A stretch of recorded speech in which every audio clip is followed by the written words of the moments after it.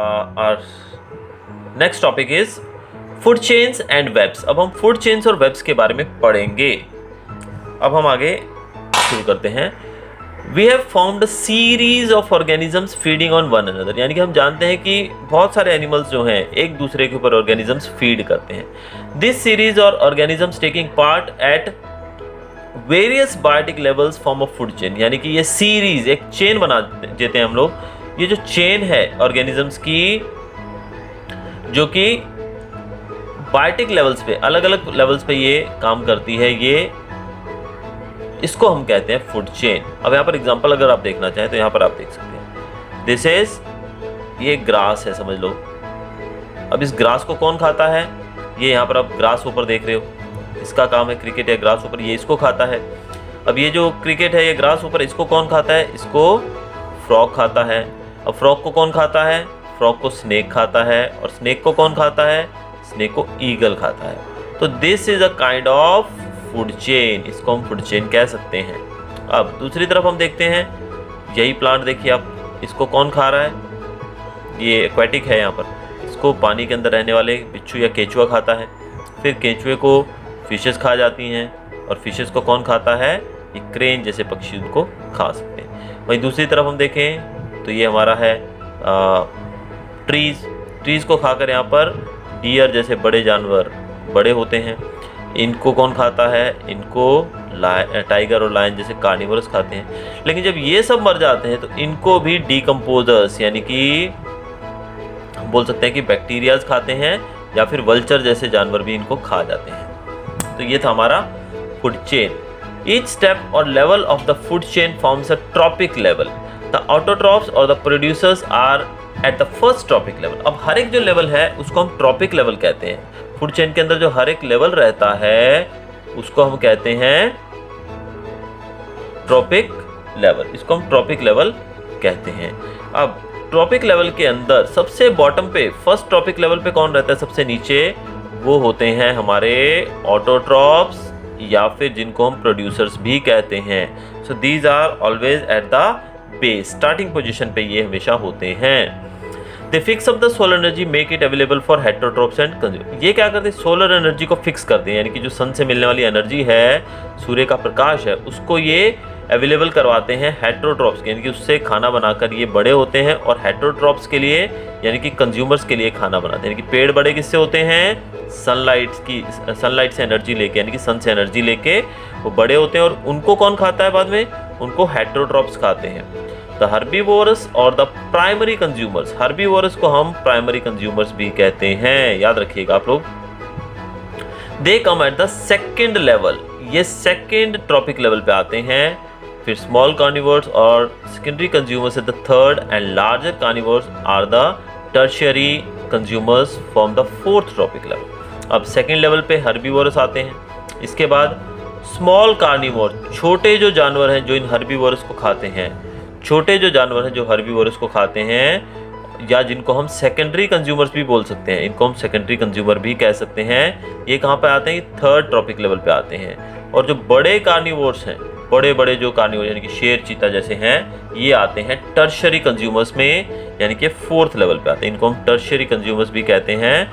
And they come at the fourth level, fourth trophic level पे ये सब आते हैं। इसको अच्छे से समझने के लिए एक चार्ट बनाया जाए तो काफ़ी अच्छे से आप समझ सकते हो। नीचे है इसका एक pyramid. We know that the food we eat acts as a fuel to provide us energy to do work. हम जो खाना खाते हैं वो हमारे लिए फ्यूल का काम करते हैं। फ्यूल मतलब जैसे आप गाड़ी में फ्यूल भरवाते हैं ना, पेट्रोल डीजल, तो इट इज़ अ फ्यूल। इससे आपको क्या मिलती है? एनर्जी मिलती है। Thus, the interaction among various components of the environment involves flow of energy from one component of system to another. तो इस तरह से हम देख सकते हैं कि ये जो पूरा सिस्टम है, एनवायरनमेंट है हमारा, उसके अंदर फ्लो ऑफ एनर्जी ही होता है, एनर्जी का फ्लो होता है, यानी कि एनर्जी ट्रांसफर होती है एक से दूसरे के अंदर, एक सिस्टम के एक कंपोनेंट से दूसरे के अंदर। यानी कि पहले सनशाइन जो थी, सनलाइट थी, उससे एनर्जी ट्रांसफर हुई प्रोड्यूसर्स के अंदर, प्रोड्यूसर्स से हर्बीवोरस के अंदर, हर्बीवोरस से कार्निवोरस के अंदर, फिर डिकम्पोजर्स एक्सेट्रा। तो इस तरह से एनर्जी ट्रांसफर होती रहती है। As we have studied, the autotrophs capture the energy present in sunlight. Autotrophs कहाँ से एनर्जी लेते हैं? सनलाइट से। And convert into chemical energy, और उसको केमिकल एनर्जी में चेंज कर देते हैं। This energy supports all the activities of living world, और इसी से पूरी लिविंग वर्ल्ड चल रही है। आप देखो प्रोड्यूसर्स ना हो तो क्या होगा, क्योंकि हम लोग भी यही तो खाते हैं, हम लोग भी तो खाना जो खाते हैं, अनाज जो खाते हैं वो खेतों में उगता है, वो भी बड़ा होता है, तो उसको सूर्य की रोशनी तो चाहिए। तो हम each and every living thing in this world is dependent on sunlight. Now from autotroph the energy goes to heterotroph. जैसे मैंने आपको पहले बताया, ऑटोट्रॉप से यानी कि प्रोड्यूसर जो पेड़ पौधे हैं उनसे एनर्जी जाएगी हेटेरोट्रॉप्स में, यानी कि हर्बीवोरस एनिमल्स के अंदर, फिर वहाँ से जाएगी डीकम्पोजर्स के पास। However, as we saw in the previous chapter on source of energy, when one form of energy is changed to another, some energy is lost to the environment. अब ये भी हमने पढ़ा है पीछे कि कुछ एनर्जी लूज होती है, यानी कि जब हम एक फॉर्म से चेंज होती है दूसरे में एनर्जी, तो थोड़ी सी एनर्जी लूज हो जाती है, लॉस्ट हो जाती है, और जिसको हम दोबारा यूज़ नहीं कर सकते हैं। The flow of energy between various components of the environment has been extensively studied and it has been found that, अब क्या पाया गया है, जिस एनर्जी के बारे में जब पढ़ाई की गई तो उसके बारे में क्या पाया गया, देखते हैं हम आगे। The green plants in a terrestrial ecosystem capture about 1% of the energy of sunlight, यानी कि जो ग्रीन प्लांट्स हैं वो कितनी एनर्जी लेते हैं, 1% of the energy of sunlight, ठीक है, that falls on their leaves। उनके पत्तों के ऊपर जो रोशनी गिरती है, जो रोशनी उनको मिलती है, उसमें से लगभग वो 1% ही यूज़ करते हैं, कन्वर्टेड इनटू फूड एनर्जी, और इस 1% को क्या करते हैं, वो फूड एनर्जी में बदल देते हैं। When green plants are eaten by primary consumers, जब प्राइमरी कंज्यूमर्स इसको खाते हैं, यानी कि जो जानवर हैं हर्बीवोरस इसको खाते हैं, तो बहुत सारी एनर्जी लॉस्ट हो जाती है। Some amount goes into digestion, कुछ एनर्जी तो डाइजेशन के समय लॉस्ट हो जाती है, कुछ काम करने में चली जाती है, उनका दौड़ने भागने में, कुछ रेस्ट करने में चली जाती है, और कुछ चली जाती है रिप्रोडक्शन में, यानी कि उनकी एक्टिविटीज़ के अंदर बहुत सारी एनर्जी वेस्ट हो जाती है। An average of 10% of the food eaten is turned into its own body and made available for the next level of consumer, यानी कि जो 1% एनर्जी उसने ली थी, प्रोड्यूसर्स ने, ग्रीन प्लांट्स ने 1% जो लिया था, उस 1% का सिर्फ 10% ही अवेलेबल होता है कंज्यूमर्स के लिए। यानी कि अब जो प्राणी इन पेड़ पौधों को खाएगा, इस पेड़ को खाने के बाद वो जो एनर्जी उसको मिलेगी वो सिर्फ कितनी रहेगी, 10% उसकी बॉडी के अंदर स्टोर्ड रहेगी। खाने के बाद जो सिर्फ एनर्जी बचेगी उसके पास 10%, यानी कि प्रोड्यूसर ने यूज़ किया 1% टोटल एनर्जी का जो सन से उनको मिली, और कंज्यूमर्स ने जो एनर्जी छोड़ी वो 1 का 10% है। कितना है वो, 10%, यानी कि ज़्यादा नहीं है, वो 1% का 10% है। तो ये तो बहुत ही कम हुआ।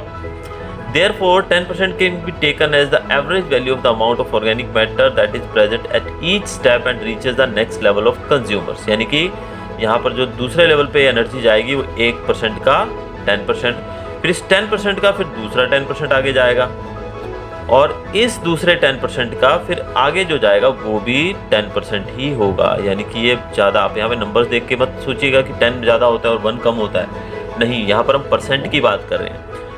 जो सन एनर्जी थी उसका टोटल 1% यूज़ किया प्रोड्यूसर्स ने, फिर उसका 10% प्राइमरी कंज्यूमर्स को मिला, फिर 10% सेकेंडरी को, और 10% टर्शियरी कंज्यूमर्स को। तो ये आगे जाकर ये घटती जाती है। Therefore 10% can be taken as the average value। तो हम एवरेज वैल्यू के तौर पे किसको लेते हैं, 10% को हम एवरेज वैल्यू के तौर पे लेते हैं। Since so little energy is available for the next level of consumers, food chains generally consist of only 3 or 4 steps। अब सिर्फ थोड़ी सी एनर्जी ही एक से दूसरे तक पहुंचती है, इस कारण से ज़्यादातर जो फूड चेन्स होती हैं उनके अंदर 3 से 4 स्टेप्स ही होते हैं। अब आप देखिए 3-4 स्टेप, मतलब सपोज हम एग्जांपल लेते हैं कि फर्स्ट लेवल पे कितना लिया, 100, समझो कि 100 कैलोरी या कुछ भी हम ले सकते, 100 कैलोरी फर्स्ट लेवल पे लिया, तो इसके ऊपर वाले लेवल पे इसका 10%, यानी कि सिर्फ 10%, यानी कि सिर्फ 10 कैलोरीज ही आगे बढ़ेंगी। तीसरे लेवल पे इस 10 का 10% हुआ सिर्फ 1 कैलोरी। तो आप देख सकते हैं कि ऊपर जाते जाते ये कितना बदलाव इसमें आ जाता है। यानी कि अगर आपने सबसे बॉटम के लेवल पे 100 कैलोरीज हैं तो ऊपर जाके 10 कैलोरीज, उसके ऊपर जाके 1 कैलोरी हो जाएगी, यानी कि बहुत ही ज़्यादा कम हो जाता है यहाँ पर ये हमारी कैलोरीज। तो 10% ही आगे पहुँच पाता है। तो इसलिए ज़्यादातर जो फूड चेन्स होती है उसके अंदर 3 से 4 स्टेप्स ही होते हैं। अब आप देखते हैं कि यहाँ पर जो 1 लिया हमने, अगर चौथा स्टेप होगा इसमें तो 1 का 10% यानी कि 0.10% आगे जाएगा। So the loss of energy at each step is so great, क्योंकि हर एक स्टेप पे आप देख रहे हो यहाँ पे इस स्टेप से लेके यहाँ तक जाने पे 90 कैलोरीज लॉस्ट हुई। यहाँ से आप वहाँ गए तो 90% यानी कि 9 कैलोरीज लॉस्ट होगी। तो यानी कि ज़्यादातर कैलोरीज तो लॉस्ट ही हो जाती हैं, ज़्यादातर एनर्जी लूज हो जाती है। There are generally a greater number of individuals at the lower trophic level of an ecosystem। तो लोअर लेवल जो रहता है हमारा प्रोड्यूसर लेवल, उस पर ज़्यादा इंडिविजुअल्स रहते हैं, यानी कि वहाँ पे ज़्यादा इंडिविजुअल्स होते हैं, यानी कि घास को खाने वाले, हरे पत्तों को खाने वाले जो एनिमल्स हैं वो ज़्यादा हैं। The greatest number is of the producer. तो प्रोड्यूसर्स जो हैं उनका नंबर सबसे ज़्यादा रहता है, क्योंकि वो ज़्यादा एनर्जी प्रोड्यूस करेंगे तो ज़्यादा ऊपर तक आसानी से एनर्जी पहुँचेगी कंज्यूमर्स के पास। The length and complexity of food chains are vary greatly. इनकी जो लेंथ और कॉम्प्लेक्सिटी है, कॉम्प्लेक्स भी हो सकते हैं और लेंथ भी इनकी काफ़ी ज़्यादा हो सकती है, वेरी हो सकती है अलग अलग। Each organism is generally eaten by 2 or more other kinds of organism. हर एक ऑर्गेनिज्म जो है वो 2 या 2 से ज़्यादा ऑर्गेनिजम्स उसको खा सकते हैं। Which in turn is eaten by several other organism, यानी कि ऐसा नहीं है कि एक जानवर को एक ही उसके ऊपर वाला जानवर खाएगा, एक जानवर को कई जानवर दूसरे भी खा सकते हैं। So instead of a straight line food chain, the relationship can be shown as a series of branching lines called food web। यानी कि फूड चेन हमने जो मैंने आपको ऊपर एग्जांपल दिया था वो थी हमारी फूड चेन, जो आपने ऊपर अभी देखा था पीछे। मैं आपको फिर से एक बार दिखा देता हूँ जी। ये था हमारा फूड चेन जो आपने यहाँ पर देखा था इस तरफ। So this was your food chain, ये थी आपकी फूड चेन, ये थी आपकी फूड चेन। और फूड चेन में आपने देखा कि स्ट्रेट ही दिखाई गई ज़्यादातर, लेकिन अगर हम एक जानवर को ज़्यादा प्राणी भी खा सकते हैं, तो अगर हम इसको थोड़ा डिफरेंट वे में दिखाना चाहें एज अ फूड वेब तो भी गलत नहीं होगा, यानी कि फूड वेब के तौर पे भी इसको दिखाया जा सकता है। फूड वेब क्या है ये आगे हम लोग पढ़ते हैं। ना from the energy flow diagram 2 things become clear. अब यहाँ पर जो आप डायग्राम देख रहे हैं इससे आपको कुछ चीज़ें तो क्लियर हो जाएंगी। क्या चीज़ें क्लियर होंगी वो मैं अभी बताता हूँ आपको। कि एनर्जी इज यूनिडायरेक्शनल, एनर्जी हमेशा एक ही डायरेक्शन में फ्लो होती है, यानी कि एनर्जी एक ही डायरेक्शन में फ्लो होती है। कौन से डायरेक्शन कैसी है वो energy? Unidirectional. Energy that is captured by the autotrophs does not report back to the solar input and the energy which passes to the herbivores does not come back to autotrophs. अब यहाँ पर कहने का मतलब जो energy capture की गई है, जैसे ऑटोट्रॉफ्स ने ली, ऑटोट्रॉफ्स को क्या मिला? सोलर से एनर्जी मिली, सोलर एनर्जी। तो क्या ऑटोट्रॉफ्स सोलर एनर्जी को वापस कर सकते हैं? इम्पॉसिबल। अब ये जो एनर्जी ऑटोट्रॉफ्स को खाने से हर्बीवोरस को मिली, क्या वो हर्बीवोरस वापस कर सकते हैं? इट इज़ नॉट पॉसिबल, नहीं हो सकता है। As it moves progressively through the various trophic levels it